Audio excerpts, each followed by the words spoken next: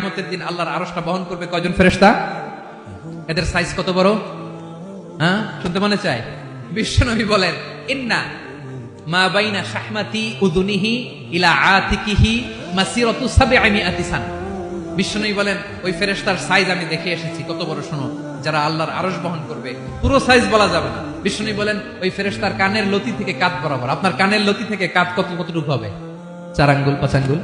বিশ্বনবী বলেন, যে 8 জন ফেরেশতা কিয়ামতের দিন আল্লাহর আরশের পায়া ধরে থাকবে, ওই ফেরেশতাগুলোর কানের লতি থেকে কাঁধ বরাবর আসতে সবচেয়ে দ্রুতগামী যানবাহন, পৃথিবীতে সবচেয়ে দ্রুত চলে আলোর ফোটন। আলোর ফোটন 1 সেকেন্ডে চলে 3 লক্ষ কিলোমিটার। কয় লক্ষ কিলোমিটার? 1 ঘন্টায়? 1 মিনিটে? কয় সেকেন্ডে? 1 সেকেন্ড কইতে তো 2 সেকেন্ড লাগে। 1 সেকেন্ডে আলোর ফোটন, আলোর কণা ছুটে 3 লক্ষ কিলোমিটার বেগে। বিষ্ণুই বলেন, এরকম যানবাহন দিয়ে যেটা সেকেন্ডে 3 লক্ষ কিলোমিটার বেগে ছুটে, এরকম দ্রুত যদি কেউ ছুটে, তাহলে ওই ফেরেশতার কানের লতি থেকে কাঁধ বরাবর আসতে 700 বছর সময় লাগবে।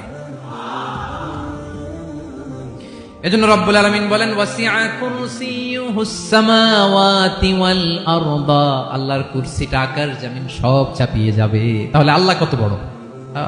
সুবহানাল্লাহ।